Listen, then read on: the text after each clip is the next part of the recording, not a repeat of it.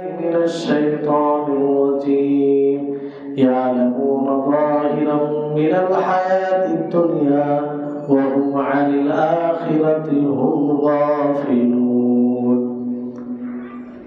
رب اشرح لي صدري ويسر لي أمري واحلل عقدة من لساني يفقهوا قولي رب زدني علما رب زدني علما সম্মানিত মুসল্লিগণ, আল্লাহ তাবারক ওয়া তাআলা শেষ মেহেরবানি যে আজকে আমরা জুমার দিন সুস্থ অবস্থায় তার দাসত্বের জন্য এক অন্যতম ইবাদত জুমার নামাজ জুমার জন্য এখানে উপস্থিত হয়েছি। তারপরে আমাদের সকলের প্রাণ প্রিয় নবী করিম মুহাম্মদ মুস্তাফা সাল্লাল্লাহু আলাইহি ওয়াসাল্লাম ওনার অসংখ্য শান্তি ধারা বর্ষিত হোক, যিনার ঠিক নির্দেশনা পেয়ে আমরা সেই শান্তির পথ শান্তির পদ্ধতি বুঝতে পেরেছি বা পেয়েছি। এই জন্য আমরা সকলেই তো আরো করে দরুদ পাঠ করি, আল্লাহুম্মা সাল্লি আলাইহি আল্লাহুম্মা বারিক আলাইহি। সম্মানিত উপস্থিতিগণ, আপনারা অবগত আছেন যে মাসে আমরা 3 সময় অতিবাহিত করছি, সেই মাসটি হচ্ছে শাবান মাস। শাবান মাস এটি আমাদের জন্য কয়েকটা দিক থেকে গুরুত্বপূর্ণ মাস, কারণ এই শাবান মাসকে মানুষ যতটা গুরুত্ব দেয় সেটা রমজান মাসকে সে গুরুত্ব দেবে, সেই অনুযায়ী সে গুরুত্ব দেবে, তার মূল্যায়ন করবে, এটাই স্বাভাবিক। এটা মানে যারাই এই শাবান মাস থেকে সচেতন হয় তারাই দেখবেন রমজান মাসের মূল্যায়ন করে। এই বিষয়ে পূর্বের খুতবায় বেশ কিছু কথা বলেছিলাম, আপনারা শুনেছিলেন যে এই মাসে আল্লাহ নবী মুহাম্মদ সাল্লাল্লাহু আলাইহি ওয়াসাল্লাম বেশি বেশি করে সিয়াম সাধনা করতেন, রোজা রাখতেন। ফলে আমাদের উচিত হবে যে এই মাসে বেশি বেশি করে রোজা রাখা, সিয়াম রাখা। এর কারণ হাদিস থেকে তুলে ধরা হয়েছিল, কারণ এই মাসে আল্লাহ তাবারক ওয়া তাআলার নিকটে বান্দার আমল পেশ করা হয়। তো নবী করিম মুহাম্মদ সাল্লাল্লাহু আলাইহি ওয়াসাল্লাম তিনি বলেন, ফাউহিব্বু আন ইউরফা আমালি ওয়া আনা সাইম, যে আমি পছন্দ করি, আমি ভালোবাসি যে আমার আমল এমন অবস্থায় আল্লাহর নিকটে পেশ করা হোক যে সময় আমি সিয়ামরত অবস্থায় থাকবো, রোজা অবস্থায় থাকবো। এই জন্য আল্লাহ নবী অধিকভাবে এই মাসে সিয়াম রাখতেন। আয়েশা রাদিয়াল্লাহু তাআলা আনহা তিনি বলেন যে সবচেয়ে বেশি রমজান মাসের পরে যে মাসে রোজা রাখতেন সেই মাসটি হচ্ছে শাবান মাস। কোন রিওয়ায়াতে এরকম ভাবে এসেছে যে আল্লাহ নবী যখন রোজা রাখতেন তো মনে হতো যে আর রোজা ছাড়বে না, এতটা রোজা রাখতেন। তো এটা একটা কারণ। দ্বিতীয় কারণ হচ্ছে যে এই মাসে মানুষ গাফিল থাকে, উদাসীন থাকে, ফলে আল্লাহ নবী এই মাসে সিয়াম সাধনা করতেন যাতে মানুষ গাফিল হয়ে না থাকে, উদাসীন হয়ে না থাকে। নবী করিম মুহাম্মদ সাল্লাল্লাহু আলাইহি ওয়াসাল্লামের শব্দ হচ্ছে ইয়াগফুলুন নাসু আনহু বাইনা রজব ওয়া রমজান, যে রজব ও রমজান মাসের মাঝে যে মাসটি রয়েছে সেটি হচ্ছে শাবান মাস। সেই শাবান মাসে অধিকাংশ মানুষ গাফিল হয়ে থাকে, উদাসীন হয়ে থাকে। আর এই অবস্থায় আল্লাহ তাবারক ওয়া তাআলার ইবাদত করা, আল্লাহ তাআলাকে স্মরণ করা বড়ই গুরুত্ব রয়েছে, বড়ই ফজিলত রয়েছে। এই হাদিস থেকেই বোঝা যায়, এই হাদিস থেকে আমাদেরকে উদ্বুদ্ধ করা হয়েছে যাতে আমরা সেই গাফিলদের তালিকায় না পড়ে যাই, সেই উদাসীনদের তালিকায় না পড়ে যায়, যাদের ব্যাপারে আল্লাহ নবী বলেছেন যে ইয়াগফুরু কাসীরুম মিনান নাস ইয়াগফুরুন নাস আনহু, যে মানুষ তা থেকে উদাসীন থাকে। আমরা যেন তাদের তালিকায় না থাকি, তাদের অন্তর্ভুক্ত না হয়। ফলে এই মাসে রোজা রেখে, এই মাসে সিয়াম সাধনা করে আমরা সেই পরিচয় দিই যে না, আমরা আল্লাহ তাআলাকে সবসময় স্মরণ করি, আমরা আল্লাহ তাআলার সবসময় ইবাদত করি, আমরা আল্লাহ তাআলার ইবাদতের জন্য কোনো সময়কে, কোনো দিনকে, কোনো সপ্তাহকে খাস করি না। যারা গাফিল হয়ে যায়, উদাসীন হয়ে যায়, আল্লাহ তাবারক ওয়া তাআলা তাদের সম্পর্কে বলেন সূরা রুমে, ইয়ালামুনা যাহিরাম মিনাল হায়াতিদ দুনিয়া ওয়া হুম আনিল আখিরাতি হুম গাফিলুন, যে তারা বাহ্যিক দুনিয়াকে জানে, জ্ঞান রাখে, দুনিয়া সম্পর্কে, পার্থিব জীবন সম্পর্কে, কি করলে আমার উন্নতি ঘটবে, কি করলে আমি ভালো থাকবো, কি করলে আমার সম্মান বৃদ্ধি পাবে, সেগুলো নিয়ে খুব জ্ঞান রাখে। কিন্তু তারা হুম আনিল আখিরাতি হুম গাফিলুন, তারা আখিরাত থেকে উদাসীন থাকে, তারা আখিরাতকে ভুলে যায়। আখিরাতকে ভুলে যাওয়ার মানে কি? বাহ্যিক দুনিয়ার জ্ঞান রাখার মানে কি? ইমাম মুফাসসির সাদি রাহিমাহুল্লাহ তিনি বলেন যে দুনিয়ার ব্যাপারে সোচ্চার হয়ে যাওয়া, পার্থিব জীবনের ব্যাপারে, প্রত্যেকটা জিনিসের ব্যাপারে চিন্তা করা, ভাবনা করা, যে কি করলে আমার উন্নতি ঘটবে, কি করলে আমার লাভ আছে, উপকার আছে, আর আখিরাত নিয়ে চিন্তা না করা, জান্নাতের আগ্রহ না থাকা, জাহান্নামকে ভয় না করা, জান্নাতকে পাওয়ার যেগুলো উপায় রয়েছে সেই উপায়গুলো অবলম্বন না করা। আজকে তাই প্রায় মানুষ আমরা আখিরাত থেকে গাফিল, প্রায় মানুষ। আখিরাতের ব্যাপারে যদি আমরা উদাসীন না হতাম, তাহলে বলুন যে আমরা কেন ইবাদতে পিছিয়ে থাকতাম? আখিরাত থেকে উদাসীন ফলে আমরা ইবাদতে এগিয়ে আসি না, ইবাদত থেকে পিছিয়ে থাকি। সম্মানিত উপস্থিতিগণ, এই শাবান মাসে আপনি রোজা রাখলে রমজান মাসের মূল্যায়ন করতে পারবেন। এই শাবান মাসে আপনি ইবাদতকে বাড়িয়ে দিলে রমজান মাসে বেশি ইবাদত করতে পারবেন, এটাই স্বাভাবিক।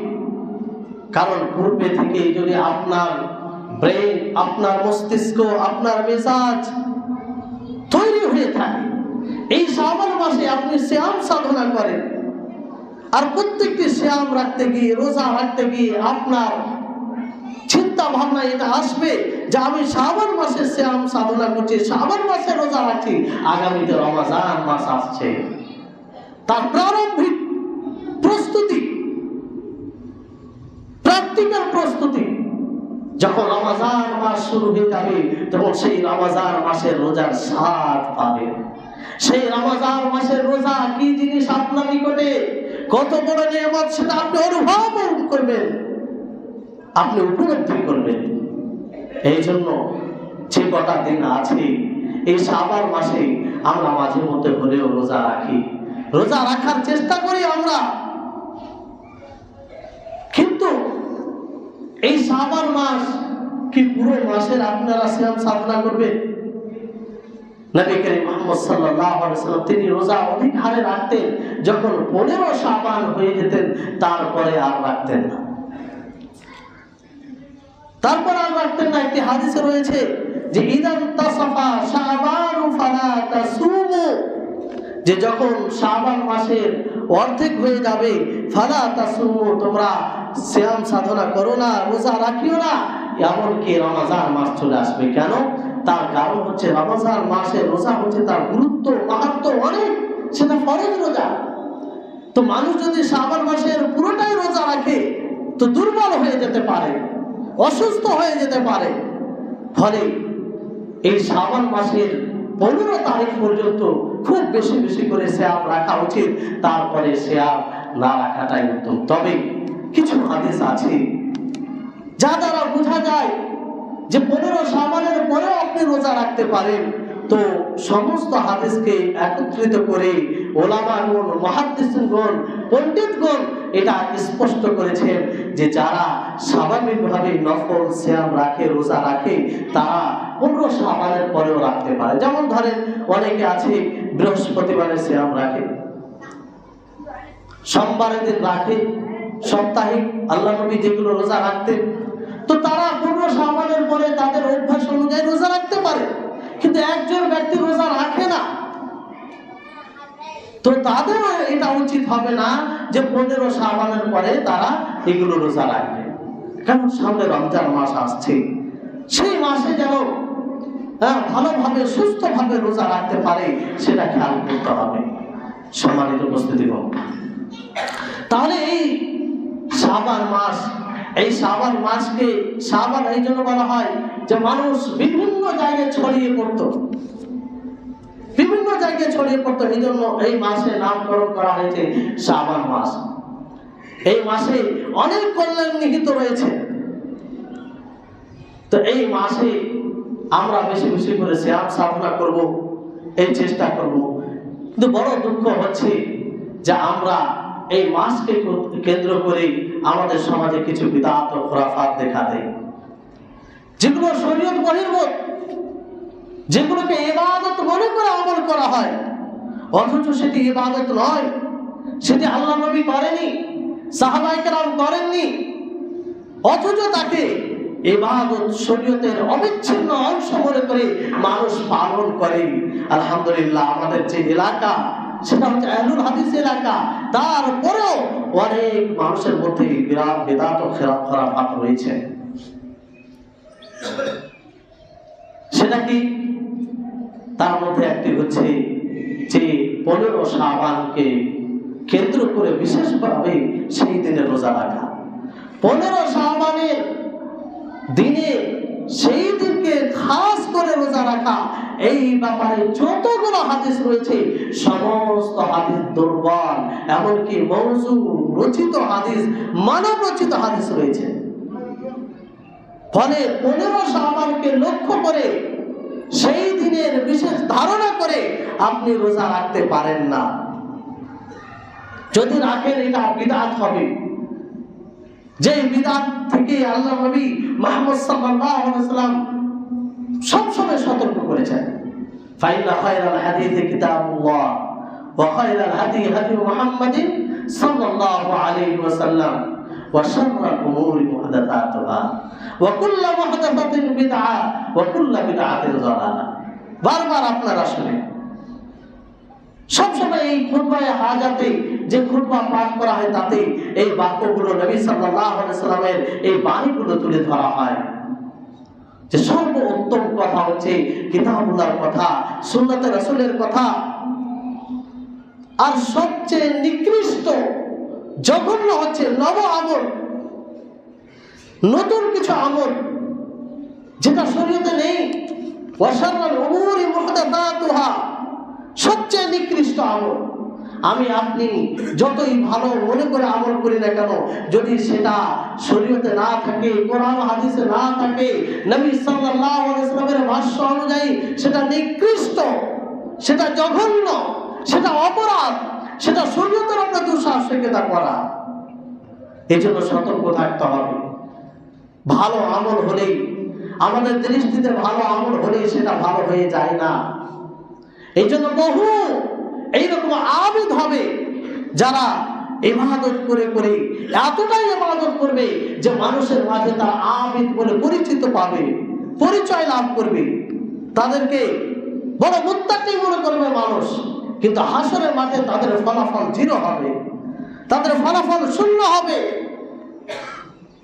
তাদের আমল বিক্ষিপ্ত ধূলিকণার মতো হয়ে যাবে। বরং তাদের সেই আমলগুলো তাদের জন্য বোঝা হয়ে দাঁড়াবে, সেই আমলগুলো তাদেরকে জাহান্নামে নিয়ে যাবে। সম্মানিত উপস্থিতিগণ, আপনারা সেই হাদিসগুলো শুনেছেন যে নবী করিম মুহাম্মদ সাল্লাল্লাহু আলাইহি ওয়াসাল্লাম যখন হাওজের পানি পান করাবেন, এক শ্রেণীর মানুষকে আল্লাহ নবী ডাক দেবেন, ফারিস্তাগণ বলবেন যে এরা আপনার দ্বীনকে পরিবর্তন করেছে, এরা আপনার দ্বীনকে নিজের মন মতো করে বাস্তবায়ন করেছে, ফলে এরা পানি পান করার যোগ্য নয়। তখন সেই নবী করিম মুহাম্মদ সাল্লাল্লাহু আলাইহি ওয়াসাল্লাম, যিনি মাখলুকের মধ্যে সবচেয়ে বড় দয়াশীল, যিনি মাখলুক নিয়ে, যিনি উম্মত নিয়ে বড় চিন্তিত ছিলেন, সেই নবী তাদেরকে ধিক্কার জানাবে, তাদেরকে ধাক্কা দিয়ে সেখান থেকে বের করে দেবেন। ফলে আমল করলেই হবে না, আপনার আমলটি আদৌ কি কোরআন হাদিসে আছে, সেটাকে বিশুদ্ধ, সেই বিষয়টি দেখতে হবে। ফলে মা ও বোনদের মধ্যে এই আমলটি পাওয়া যায় যে তারা 15 শাবানকে কেন্দ্র করে সেই দিন বিশেষ করে তারা সিয়াম রাখে। আপনি রাখতে পারেন, স্বাভাবিকভাবে রাখতে পারেন, যে শাবান মাস আছে আপনি রাখবেন, কোনো সমস্যা নেই। কিন্তু 15 শাবানকে কেন্দ্র করে সেই দিনের বিশেষ ধারণা রেখে রোজা রাখবেন, এটা জায়েজ নয়, এটি বিদআত, এটি নব আমল, যেটা শরীয়তে নেই, যেটা না আল্লাহ নবী করেছেন, না সাহাবায়ে কেরাম করেছেন। সম্মানিত উপস্থিতিগণ, তবে একটি সংশয় কাজ করে, একটি সংশয়, একটি হাদিস রয়েছে, যে হাদিসকে সামনে রেখে মানুষ অনেক বিদআত করে। 15 শাবানের রাত্রির ব্যাপারে একটি হাদিস এসেছে, যে হাদিসটি নিয়ে অনেক মতভেদ রয়েছে। কিছু কিছু মুহাদ্দিসিন, পণ্ডিতগণ হাদিসকে সঠিক বলেছেন, আবার কিছু মুহাদ্দিসিন যায়েফ, দুর্বল বলেছেন। যাই হোক, হাদিসটি যদি সঠিক মনে করা হয়, সহিহ মেনে নিলাম, তারপরও সেই হাদিসকে কেন্দ্র করে যেগুলো অতিরিক্ত আমল করা হয় সেই রাত্রিকে কেন্দ্র করে, সেটা সঠিক নয়। সেই হাদিসটি কি? নবী করিম মুহাম্মদ সাল্লাল্লাহু আলাইহি সাল্লাম তিনি বলেন যে ইন্নাল্লাহা লা ইয়াত্তালিউ ফি লাইলাতিন নিসফি মিন শাবান ফায়ুগফারু লিজামিই খালকিহি ইল্লা লিমুশরিকিন আও মুশাহিন। যে শাবান মাসের 15 শাবানের রাত্রিতে আল্লাহ তাআলা সমস্ত মাখলুককে ক্ষমা করে দিলেন, সমস্ত মাখলুককে ক্ষমা করে দিলেন। ওই ব্যক্তি ছাড়া যে শিরকি কাজ করে, আল্লাহর সাথে অন্য কাউকে শরীক করে, সে ব্যক্তি ছাড়া আর যার হৃদয়ে বক্রতা, যার হৃদয়ে শত্রুতা, যার হৃদয়ে অন্যের ব্যাপারে ঘৃণা, যার হৃদয়ে পরিষ্কার পরিচ্ছন্ন নয়, তাকে আল্লাহ তাআলা ক্ষমা করবেন না। ঠিক, হাদিসটি সঠিক, যদিও মেনে না হয়, অনেকেই গ্রহণযোগ্য ওলামা মুহাদ্দিসিনগণ হাদিসটিকে সঠিক হাসান বলেছেন, কিন্তু এখানে এই ফজিলতের কারণে কোনো বিশেষ আমলের কথা বলা হয়নি। যে এই ফজিলত রয়েছে, ফলে এই রাত্রিতে রাত্রি জাগরণ করতে হবে, এই রাত্রিতে বিশেষভাবে সালাত আদায় করতে হবে, এই রাত্রিতে বিশেষভাবে কোরআন তেলাওয়াত করতে হবে, এই রকম কোনো কথা বলা হয়নি। ফজিলত আছে,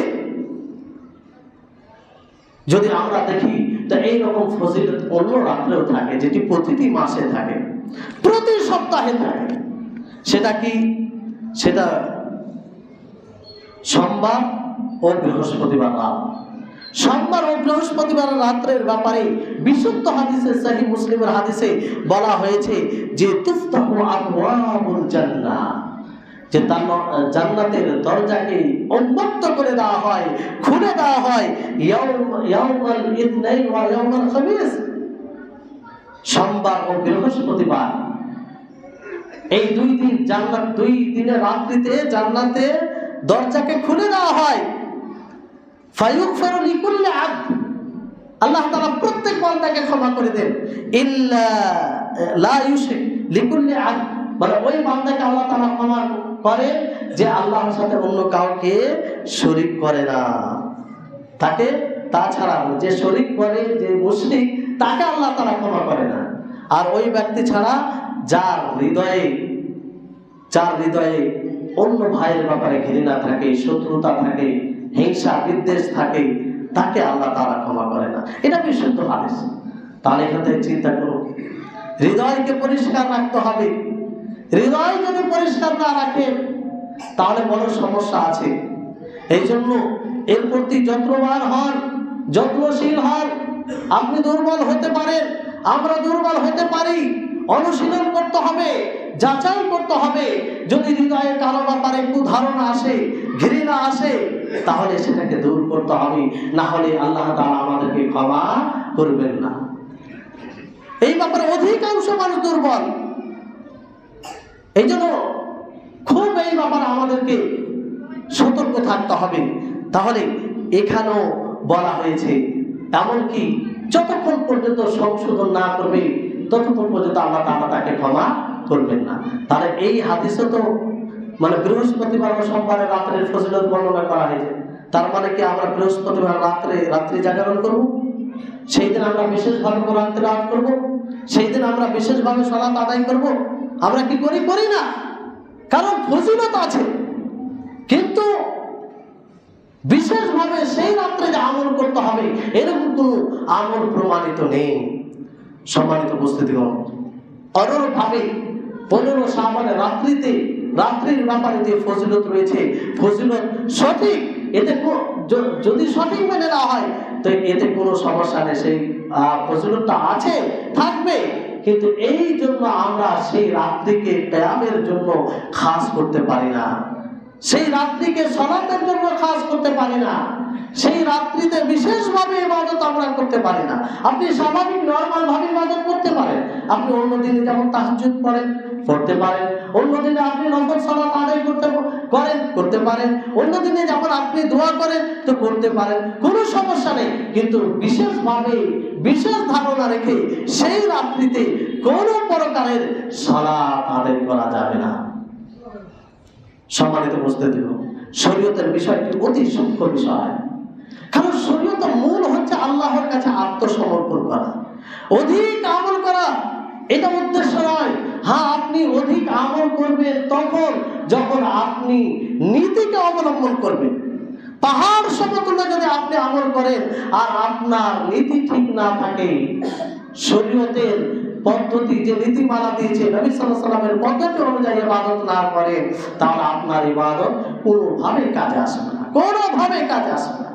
যতটুকু আমল করবেন বিশুদ্ধভাবে আমল করবেন, অথেন্টিক আমল করবেন, রাসূলের প্রদত্ত, রাসূলের দেওয়া নীতিমালা অনুযায়ী আমল করবেন। এটাই হবে আপনার বুদ্ধিমানের কাজ, এটাই হবে আপনার ইমানের, যে কোরআন হাদিসের উপরে ইমান আছে তার দাবি। সম্মানিত উপস্থিতিগণ, আরেকটি যে ধারণা বিভ্রান্তিকর বিষয় এই মাসকে কেন্দ্র করে পাওয়া যায় যে সেই রাত্রিকেই ভাগ্য রজনী মনে করে অনেকে, যদিও আমাদের এলাকায় নেই, কিন্তু অনেকের ছোঁয়া পড়তে পারে। আজকালকার সোশ্যাল মিডিয়া, ইউটিউবের দুনিয়া, অনেকে কারো বক্তব্য শুনে প্রভাবিত হতে পারে। ফলে আপনার মধ্যে এই জ্ঞানটুকু থাকা উচিত যে 15 শাবানের রাত্রি কোনো ভাগ্য রজনী নয়। এই রাত্রির ফজিলতে কোনো এইরকম হাদিস নেই, সেই হাদিস ছাড়া আর এটা অন্য রাত্রের ব্যাপারও এসেছে। এটা আপনি ভালোভাবে স্মরণে রাখবেন, যাতে আপনি কারো বিভ্রান্তিকর বক্তাদের বক্তব্য শুনে আপনি বিভ্রান্তিতে না পড়েন। এই জন্য আপনাকে জানতে হবে। তো ভাগ্য রজনী নয়, ভাগ্য রজনী হচ্ছে সেই লাইলাতুল কদর, যেটা রমজান মাসে রয়েছে, যে রাত্রে আল্লাহ তাবারক ওয়া তাআলা কোরআন নাযিল করেছেন, যে রাত্রির ইবাদত 1000 মাসের ইবাদতের চেয়ে উত্তম। সম্মানিত উপস্থিতিগণ, আল্লাহ তাবারক ওয়া তাআলা তিনি বলেন, ইন্না আনজালনাহু ফি লাইলাতিন মুবারাকা, যে আমি এই কোরআনকে মুবারক রাত্রিতে, বরকতময় রাত্রিতে নাযিল করেছি। আর এই রাত্রি কখন রয়েছে? আল্লাহ তাআলা অন্য আয়াতে স্পষ্ট ভাবে বলেন, শাহরু রমাদানাল্লাযী উনজিলা ফীহিল কুরআন হুদান লিন-নাস ওয়া বাইয়িনাতিন মিনাল হুদা ওয়াল ফুরকান, যে রমজান মাস এমন একটি মাস যে মাসে কোরআন নাযিল করা হয়েছে, যে কোরআন মানুষের জন্য হিদায়াত, যে কোরআনে হিদায়াত স্পষ্ট করা হয়েছে, যে কোরআনে হক ও বাতিলের পার্থক্য করা হয়েছে। সম্মানিত উপস্থিতিগণ, তার এখান থেকে স্পষ্ট যে কোরআন নাযিল হয়েছে রমজান মাসে, আর রমজান মাসে যে রাত্রিতে নাযিল হয়েছে সেটা লাইলাতুল কদর। তারপরে ভাগ্য রজনী এই জন্য শাবান মাসে নয়, কারণ আল্লাহ তাআলা সেই ওই আয়াতে সূরা দুখানের যে 4 নম্বর আয়াতে আল্লাহ তাআলা বলেন ফিহা ইউফরাকু কুল্লু আমরিন হাকিম, যে সেই রাতেতে আল্লাহ তাবারক ওয়া তাআলা প্রত্যেক হুকুমের সিদ্ধান্ত নেই, মানে যেটা বাৎসরিক যে আল্লাহ তাবারক ওয়া তাআলা ভাগ্য লিপিবদ্ধ করেন। একটা তো লৌহে মাহফুজে যা কিছু হবে সবকিছু আল্লাহ তাআলা লিপিবদ্ধ করেছেন, নির্ধারিত করে দিয়েছেন, কিন্তু বাৎসরিক প্রতিটি মানুষের বাৎসরিক ভাবে সে পুরো 1 বছরে কি করবে সেটা লেখা হয় সেই লাইলাতুল কদরে, সেই রাত্রিতে। সম্মানিত উপস্থিতিগণ, আমরা চেষ্টা করব যে এই মাসে একটু নিজেকে সংযত করার। এই মাস থেকেই আমরা মানসিকভাবে সেই রমজান মাসের প্রস্তুতি গ্রহণ করব। আমরা যদি মনে করি যে রমজান মাস আসবে তখন আমরা দেখবো, তখন আমরা সিয়াম রাখবো, বাকি এখন স্বাভাবিক জীবন বলি, এইভাবে হয় না, এইভাবে আপনি মূল্যায়ন করতে পারবে না। আপনি এর উদাহরণ আপনাকে দিই, যদি আপনি নামাজ ভালোভাবে পড়তে চান, নামাজের স্বাদ গ্রহণ করতে চান, তাহলে আপনাকে আজানের পরে পরে মসজিদে আসতে হবে। তাহলে জামাতে যে নামাজ পড়বেন, সুস্থভাবে নামাজ পড়বেন, খুশুর সাথে নামাজ পড়বেন, মনোযোগী হয়ে নামাজ পড়বেন, সেই নামাজের স্বাদ আপনি পাবেন, সেই নামাজ পড়ে আপনি তৃপ্তি পাবেন। আর নামাজ যদি আপনার জামাতে 1 রাকাত 2 রাকাত ছুটে যায়, তো পরে বাকি যে রাকাতগুলো থাকবে তাড়াহুড়া করে আপনি পড়ে চলে যাবেন, আপনি বুঝতে পারবেন না যে আল্লাহর কাছে কি বললেন। ওই রকম রমজানের অবস্থা হবে। পূর্বে থেকে যদি মানসিকভাবে প্রস্তুতি গ্রহণ না করেন, পূর্ব থেকে যদি আপনি ওইভাবে মেজাজ তৈরি না করেন, সম্মানিত উপস্থিতিগণ, যাই হোক ইনশাআল্লাহ আগামী খুতবাতে রমজান মাসের আমরা কিভাবে প্রস্তুতি নিতে পারি, রমজান মাসকে আমরা কিভাবে স্বাগতম জানাতে পারি, যে রমজান মাস কি পাওয়া বড় সৌভাগ্যের বিষয়, যে রমজান মাসকে পাওয়া এত বড় সৌভাগ্যের বিষয়, যে মাসকে পেয়ে সালাফে সালেহীন আমাদের পূর্বের উত্তরসূরিগণ বড়ই আনন্দিত হতেন, বড়ই আল্লাহ তাআলার শুকরিয়া আদায় করতেন। আর সেই শুকরিয়া হচ্ছে রমজান মাসের মূল্যায়ন করে সেই মাসকে ইবাদতে অতিবাহিত করে আল্লাহ তাবারক ওয়া তাআলার কাছে দোয়া করি, আল্লাহ যেন আমাদের সকলকে এই শাবান মাসে সংযত হওয়ার তৌফিক দান করেন। এই শাবান মাসে আমাদের সকলকে যেন বেশি বেশি করে রোজা রাখার তৌফিক দান করেন। ওয়া আখির দাওয়ানা আলহামদুলিল্লাহ।